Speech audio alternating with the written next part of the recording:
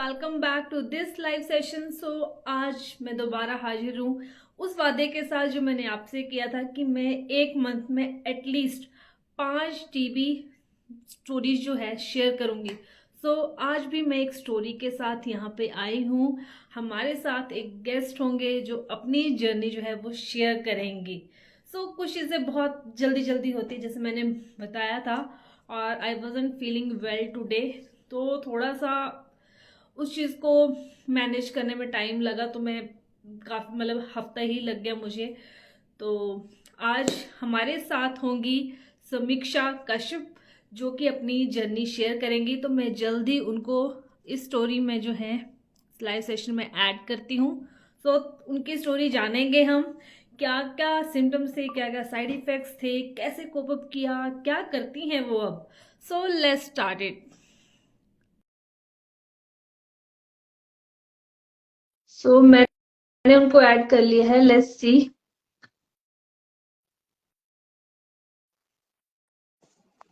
हाय समीक्षा, how are you? हाय दीदी। कैसे ठीक हूँ, आप हो कैसी आप? हो? बस मैं बढ़िया। अच्छी हूँ। Welcome back to this live session. जैसे कि बहुत सारे लाइव सेशन होते हैं, आपने देखा ही होगा कि उनमें हम जो है टीबी वॉरियर्स, टीबी सर्वाइवर या जो केयर टेकर होते हैं टीबी पेशेंट्स के, उनकी स्टोरी जो है कवर करते हैं। सो आज हमें मौका मिला है आपसे बात करने का, आपकी स्टोरी जानने का। Let's start this interview. सबसे पहले तो आप अपना जो है इंट्रोडक्शन करवा दें कि आप करती क्या है, क्या कैसे, टीबी से पहले आप क्या करती थी, क्या अफेक्ट डला, कैसे सिम्टम्स आपको आए थे। दीदी, आपका आवाज अच्छे से नहीं आ रहा है, होल्ड हो रहा है बार बार।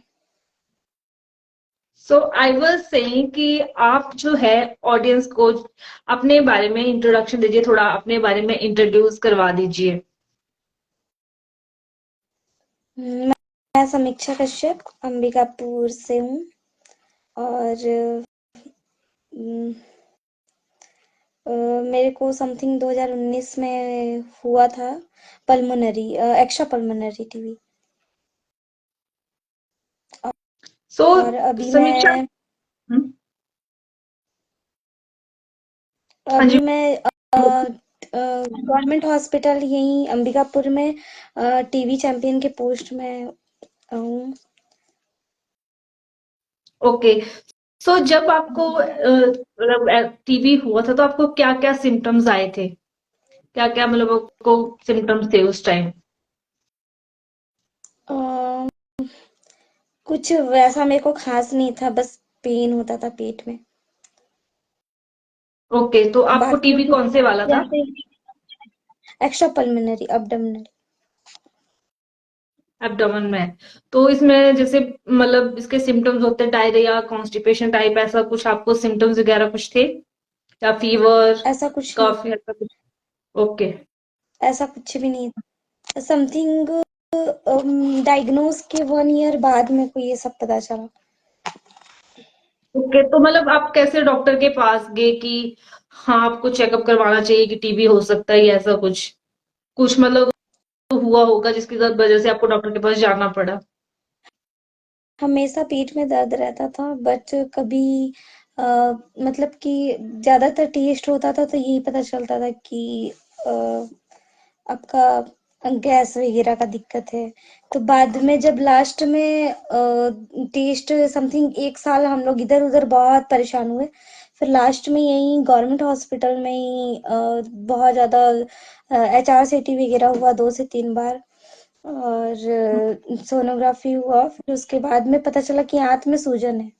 तो सूजन के लिए फिर डॉक्टर एडवाइस कर दिए TT के लिए। ओके, तो आपको कितने मंथ का ट्रीटमेंट जो स्टार्ट हुआ था? 6 मंथ। आपको कोई दिक्कत आई, कुछ ऐसा आपको फील हुआ कि जैसे होता है ना साइड इफेक्ट्स वगैरह होते हैं मेडिसिन के, क्योंकि जो 6 मंथ्स की मेडिसिन होती है उसके भी कईयों को काफी साइड इफेक्ट होते हैं।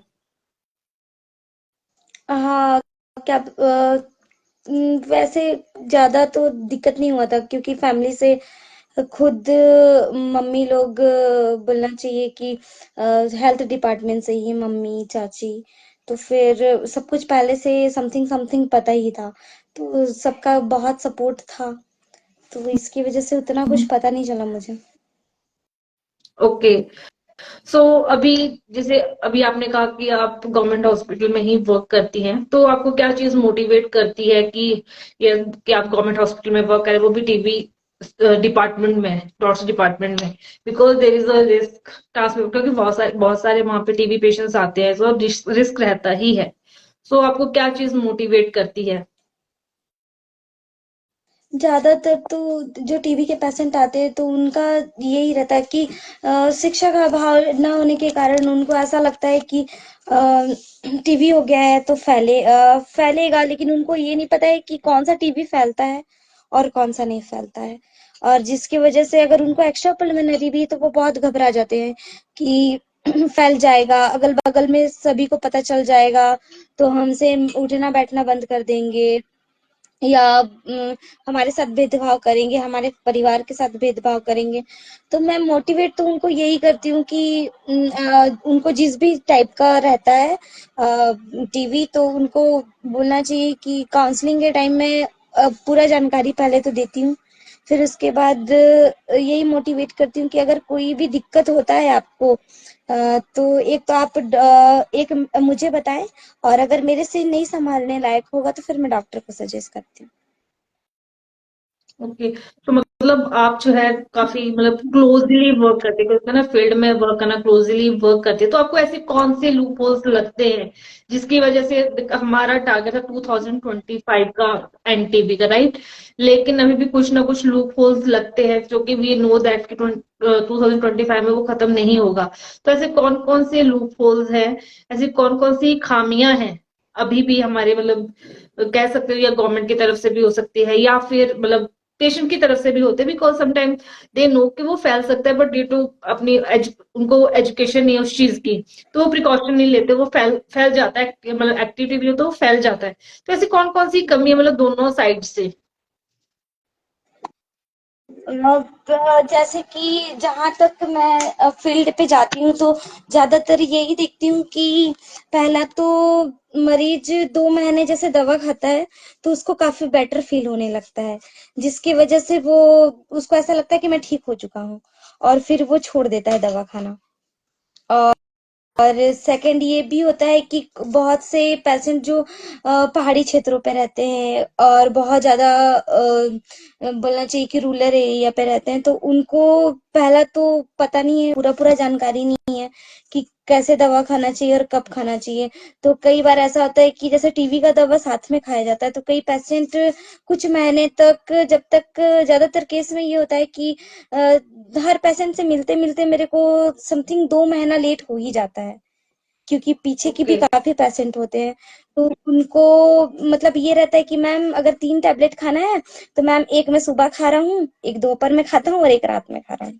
तो उनका सही ढंग से काउंसलिंग नहीं होता है फर्स्ट। तो ये तो काउंसलिंग का तो मैं बोलूंगी तो हमारे हेल्थ डिपार्टमेंट की तरफ से ही कमी है, जो काउंसलर अच्छे से काउंसलिंग नहीं करते हैं। सेकंड की कई सारे ये भी होते हैं कि उनको कितने अच्छे से भी समझाइए तो वो समझ नहीं पाते हैं, और दवा खाते हैं तो 2 महीने बाद उनको जब अच्छा लगने लगता है तो वो छोड़ देते हैं दवा खाना, कि अब मैं ठीक हो चुका हूँ। तो बाद में उनको फिर एमडीआर का भी हो जाता है, दवा छोड़ तो छोड़ एक के खाने की वजह से। एग्जैक्टली। तो गाइस, जो अपनी दवा है, चाहे 6 महीने का है, 9 महीने का है, या फिर 18 महीने का कोर्स है, आपको आपका जो दवाई है, जो ट्रीटमेंट है, वो कंप्लीट करना है। आप कितना भी अच्छा फील करें, आपको ऐसा लगे कि मुझे तो कुछ हुआ ही नहीं है, बट आपको अपना ट्रीटमेंट जो है पूरा करना ही है। तो समीक्षा, इसके अलावा जैसे कोई डायग्नोज होता है टीबी से, मान लो पल्मोनरी टीबी से डायग्नोज हुआ है, तो आप कौन कौन से प्रिकॉशंस जो हैं उनको लेने को बोलते हैं कि ये प्रिकॉशन आपको लेना है? क्योंकि स्टार्टिंग के इनिशियल डेज बहुत मतलब इम्पोर्टेंट होते हैं। उनमें जो होता है टीबी को फैलने का खतरा होता है, अगर वो लंग टीबी है, तो कौन कौन सी ऐसी प्रिकॉशंस है जो पता होनी चाहिए? अ, एक तो अगर फैलने वाला है, पल्मोनरी टीबी है, तो फिर उनको तो सबसे पहले कि कहीं भी नहीं, इधर उधर कहीं भी नहीं थूकना है। एक या तो कुछ राख वगैरह पे वो थूके, या तो कुछ ऐसा डस्टबिन या डिब्बा रखें जिसमें वो थूके और उसको कहीं दूर ले जाकर फेंक दें या मिट्टी के नीचे दबा दें। और अपना किसी से भी जूठा शेयर ना करें। और जैसे कि पल्मोनरी में होता है, जो पॉजिटिव होते हैं पेशेंट, तो उनके फैमिली वाले को भी उनको सुरक्षित रखने के लिए टीपीटी दिया जाता है, आइसोनियाजेड। ओके।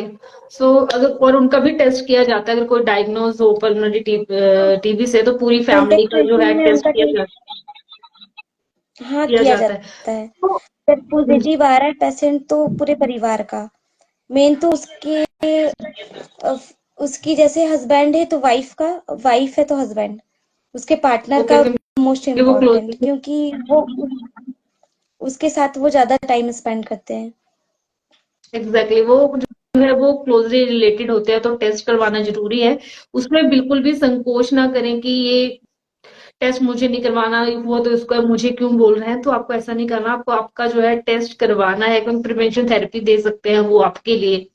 सो ये सब तो हो गया कि उनका अब आपने बता दिया उनको कि ये प्रिकॉशंस लेनी है।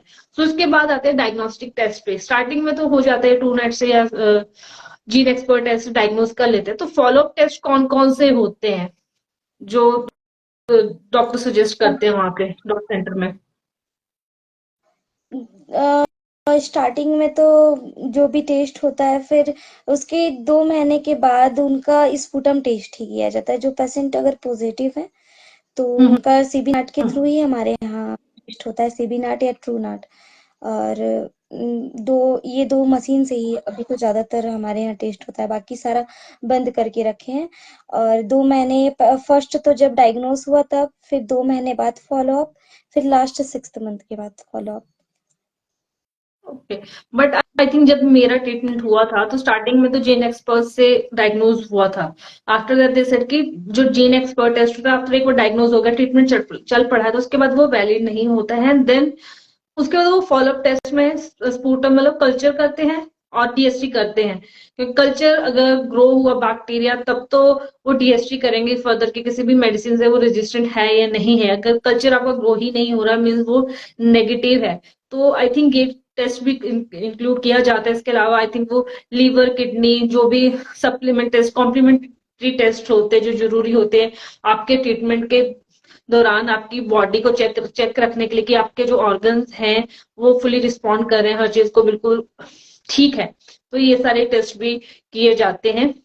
सो जब एक ट्रीटमेंट खत्म हो जाता है किसी पर्सन का, किसी मतलब टीबी वॉरियर का, सो उसका जो एक खुशी का लेवल होता है वो बहुत ज्यादा होता है। लेकिन ट्रीटमेंट के साथ एक और चीज भी होती है इंपॉर्टेंट, वो होती है डाइट। तो आप उस पर कुछ बताएंगे? हाँ, डाइट के लिए उनको हम लोग सजेस्ट करते हैं कि जितना प्रोटीन वाला है, जैसे कि उनको हरी साग सब्जियां ज्यादा लेना चाहिए। और मूंगफली हो गया, सोयाबीन हो गया, मतलब उनको जो भी उनके पास अवेलेबल है हाई प्रोटीन में, वो सारा उनको लेना चाहिए डाइट। फिर उनको ठंडे से ठंडी चीजें जैसे कि पानी, बर्फ से रिलेटेड जो भी रहता है, पानी, आइसक्रीम, खट्टा और ड्रिंक वगैरह, ये सारी चीजों से बचना चाहिए। सो गाइस, जब भी अगर आप ट्रीटमेंट ले रहे हो, अगर सर्दियों के दिन हो बाई चांस, तब तो ठंडी चीजें कोई भी ना खाएं, क्योंकि आपका जो गला है वो एकदम से खराब हो जाएगा। इवन ट्रीटमेंट के खत्म होने के बाद भी आपका जो गला है बहुत सेंसिटिव रहता है, आपको जल्दी से कोल्ड कफ और ये गला खराब बहुत जल्दी हो जाता है। तो ट्रीटमेंट के साथ साथ जो है डाइट भी बहुत क्रूशियल है। अगर आप नॉन वेजिटेरियन है तो आप एग, चिकन ऐसी चीजें भी अपनी डाइट में ऐड कर सकते हो। लेकिन अगर गर्मियां हैं तो गर्मी में ये चीजें थोड़ी सी कम खाएं। आप जो है वेजिटेरियन डाइट ही ज्यादा लें, क्योंकि थोड़ा डाइजेशन में गर्मियों में डाइजेशन का इश्यू भी रहता है। तो इसीलिए जो है ट्रीटमेंट तो मेडिसिन तो ले ही, बट उतना ही ध्यान जो है अपनी डाइट पे भी दें। और साथ साथ में एक और चीज होती है एक्सरसाइज। एक्सरसाइज तो कर नहीं पाते हैं एक्चुअली, क्योंकि वो इतने वीक होते हैं तो एक्सरसाइज नहीं कर पाते। तो आप जो है अगर लंग टीबी है तो थोड़ा थोड़ा योगा स्टार्ट कर सकते हो, जैसे कपाल भाती, प्राणायाम, ये सारी जो है चीजें कर सकते हो। सो अब मैं आपको एक स्टोरी बताऊंगी कि समीक्षा मुझे मिली कैसे। We had a great bond. हम जो थे, जब मेरा रीच में ट्रेनिंग के लिए मैं गई थी, वहीं समीक्षा मुझे मिली थी, and she is a wonderful girl. सबकी अपनी अपनी जर्नी होती है, she is had her own journey, her own story. और अपना एक ट्रीटमेंट खत्म करने के बाद she is actively working closely with the TB warriors. It takes huge efforts, ठीक है, स्ट्रेंथ, जो कि हर किसी में नहीं होती है। हम किसी ना किसी तरह से जो है हेल्प करने की कोशिश कर रहे हैं, जैसे मैं सोशल मीडिया पे करती हूँ, बट वो एक्टिवली उनसे बात करती है, उनकी प्रॉब्लम्स को समझती है और सोल्यूशन देती है। So thank you so much समीक्षा, आप इतना अच्छा काम करें, होपफुली आगे भी आप बहुत अच्छा काम करते रहें। एंड आप यहाँ पे आए, अपनी जर्नी शेयर की, और जर्नी से ज्यादा आपने जो है टिप्स शेयर किए, जो कि टीबी वॉरियर के लिए, टीबी पेशेंट के लिए बहुत ज्यादा जरूरी होते हैं। तो थैंक यू सो मच। अगर कोई क्वेश्चन है तो आई टेक दैट। यहाँ पे एक सेकंड दीजिएगा मुझे। हेलो मैम, प्लीज अगर आपके पास कुछ क्वेश्चन है तो मुझे someone is saying your glasses are very nice. Samiksha आपके लिए बोल रहे हैं, आपका चश्मा बहुत अच्छा लगा इनको। Thank you.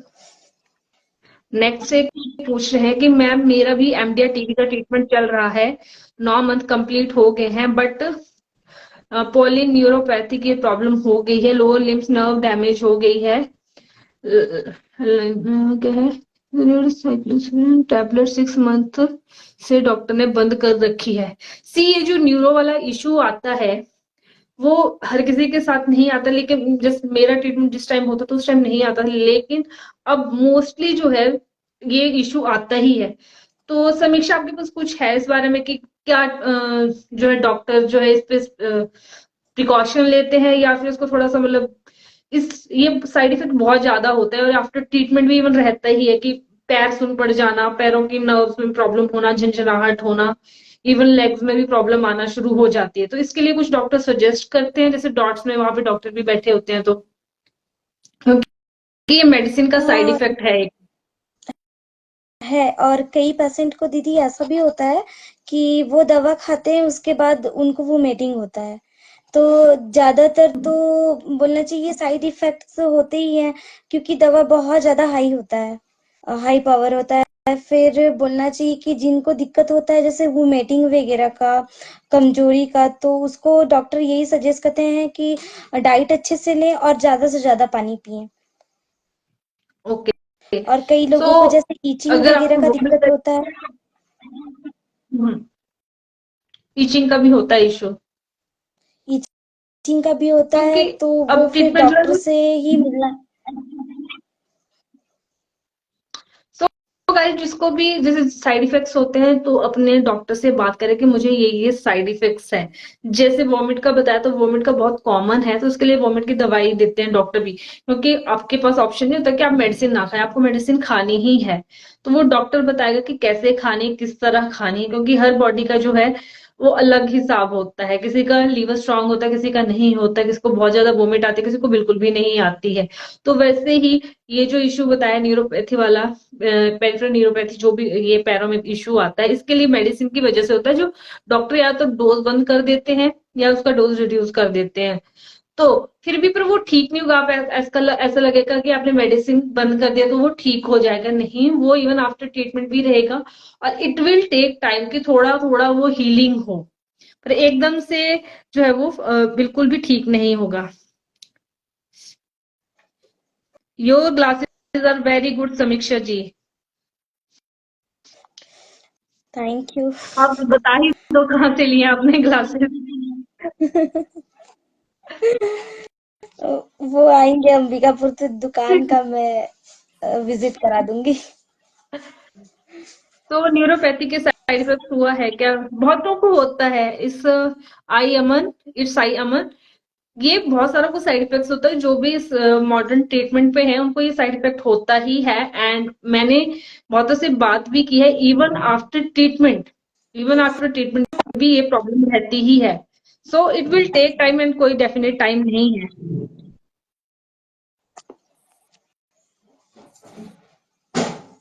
मैम मीठा खाने के लिए भी मना करते हैं सब स्ट्रिक्टली, क्या मीठा भी अवॉइड करना है? सो आई डोंट थिंक कि कंप्लीटली अवॉइड करना है मीठा, क्योंकि आपको मीठा लेना होता है, क्योंकि आपका बीपी लो हो जाएगा अदरवाइज आप मीठा नहीं, इतनी स्ट्रांग मेडिसिन लोगे अगर आप मीठा नहीं खाओगे तो आपको जो है नमक मीठा दोनों चीजें खानी होती है, आपका बीपी भी मेंटेन करना होता है, शुगर भी मेंटेन करनी होती है। बट ये ही नहीं कि आपको बहुत ज्यादा खाना है, और व्हाइट शुगर ना खाएं। उसके अलावा जो होते हैं नेचुरल फ्रूट्स होते हैं, शक्कर होती है, गुड़ होता है, वो सारी चीजें जो आप ले सकते हो। अगर दी एक्स्ट्रा पल्मोनरी टीबी है फिर भी ठंडा खाने से बचना है क्या? ये इसका जवाब जो है हमें समीक्षा दे सकती है कि एक्स्ट्रा पल्मोनरी टीबी क्या तो भी ठंडा, हमें ठंडी चीजें नहीं खानी चाहिए, क्योंकि लंग्स का तो एक्स्ट्रा सेंसिटिव होकर के गला खराब हो जाता है। हाँ जी बताइए। हर कोई ये जरूरी नहीं कि एक्स्ट्रा पल्मोनरी वाले को ही ठंड या खट्टा नहीं खाना चाहिए, ये सभी के लिए लागू होता है। क्योंकि ठंडा खाने की वजह से दवा ऑलरेडी बहुत ज्यादा हाई डोज होता है, जिसकी वजह से बॉडी में गर्मी पैदा होता है, ठीक है। और आप एकदम ज्यादा बहुत ज्यादा ठंडा खाएंगे तो जिसकी वजह से गर्म और ठंडा मिलके वो आपका ही नुकसान है, तबीयत आपका खराब होगा। इसकी वजह से ठंडा अवॉइड करने को कहते हैं। और जहां तक आपने सुना होगा कि दादी और नानी कहते हैं कि कोई भी दवा ले रहे हैं तो उस टाइम खट्टा नहीं खाना चाहिए, तो इसका भी कुछ रीजन होगा ही कि उससे कुछ साइड इफेक्ट्स आते होंगे, तो इसलिए खट्टा अवॉइड करने के लिए कहते हैं। तो नेक्स्ट है एमडिया टीबी में लंग में पानी भी भर जाता है क्या? देखो ये अलग केस होता है कि पानी भर जाता है, फिर देन वो टेस्ट करते हैं, उसके बेसिस पे वो मेडिसिन लगाते हैं। तो यस, अगर पानी भर जाता है लंग में उसमें भी टीबी की दवाई चलती ही है। यूरिक एसिड भी बढ़ गया है, क्या करूं? यूरिक एसिड भी बढ़ जाता है कई लोगों का टीबी। देखो वही तो बात है कि अगर टीबी की मेडिसिन आप ले रहे हो ना, तो उससे आपको बहुत सारी चीजें आपकी बॉडी की हिल जाएंगी। किसी का यूरिक एसिड बढ़ जाएगा, किसी का थायराइड बढ़ जाएगा, और किसी को आईज में प्रॉब्लम होगी, किसी को कानों में, किसी को स्किन में। तो इस वो टाइम के साथ ठीक हो जाएगा। इसके लिए आप अपने डॉक्टर से बात कर सकते हैं। समवन इज सेइंग घर में हो दीदी। हाँ जी घर में ही हैं हम लोग। इस टाइम कहाँ जाएंगे, 9 बज चुके हैं।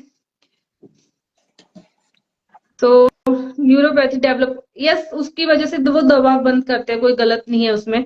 बट पेन अभी भी है तो वो पेन रहेगा, एकदम से नहीं वो जाएगा। Pain it will take time.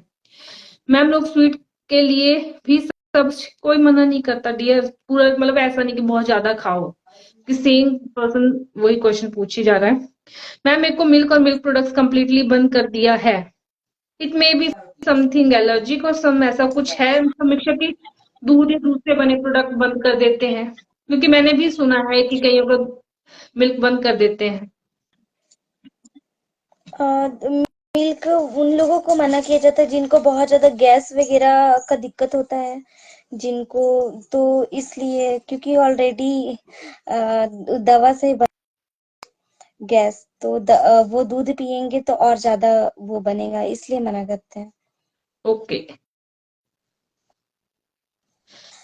MDR की दवा से रेड फेस दिखने लगा है, क्या बड़ा साइड इफेक्ट है? तो हाँ, रेड फेस भी हो जाता है। ये भी तो मेरा फिल्टर से हुआ है, ये दवाई से नहीं का हुआ है। ब्लैक भी यस, ब्लैक भी हो जाता है, डार्क मतलब डार्क कलर हो जाता है, डल हो जाता है, रेड भी कईयों को हो जाता है, पर डरने की बात नहीं है। ये लोग आप मुझसे हर प्लेटफॉर्म पे क्वेश्चन पूछते हो, मैंने बहुत सारी वीडियोस बनाई है, तो आप पूछते हो कि कब ठीक होगा। There is no specific time. किसी का 1 साल में ठीक हो जाता है, किसी का 1.5 में, किसी का 2 में, और किसी का 6 महीने में भी ठीक हो जाता है। तो हर किसी का अपना बॉडी का हिसाब अलग है। मैं दोबारा बोलूंगी, आप जो डाइट लेते हैं उस पर भी बहुत इफेक्ट पड़ता है कि आप किस तरह की डाइट लेते हैं, कितना हाइड्रेट रखते हैं। But let it heal, let your skin heal.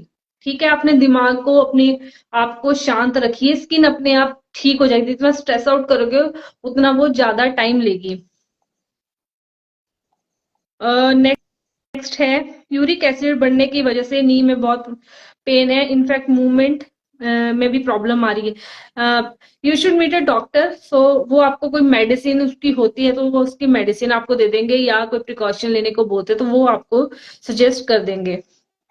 Next question है, मैम ट्रीटमेंट कंप्लीट हुए 11 मंथ हो गए लेकिन पेन अभी भी है, जैसे एंजाइटी होती है, एंजाइटी को कैसे ओवरकम करें? देखो जब आपका ट्रीटमेंट खत्म हो जाता है then you have to transit to the normal life मतलब जिसमें आप मेडिसिन नहीं दे रहे हो, अपना सारा नॉर्मल काम करते हो। तो उसको आपको माइंडसेट वैसे ही करना है कि टीबी खत्म हो गया, उसको पीछे छोड़ो और जो आपकी नॉर्मल लाइफ है उसको स्टार्ट करो। एंजाइटी के लिए you can start doing meditation and yoga, उससे भी काफी जो है आपका माइंड रिलैक्स होता है।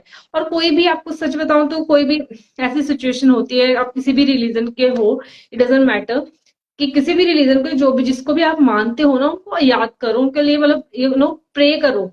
जैसे अब मैं हिंदू हूँ तो हनुमान चालीसा पढ़ते हैं तो उससे हमें बहुत रिलीफ होता है, बहुत रिलीफ मिलता है, बहुत अच्छा फील होता है।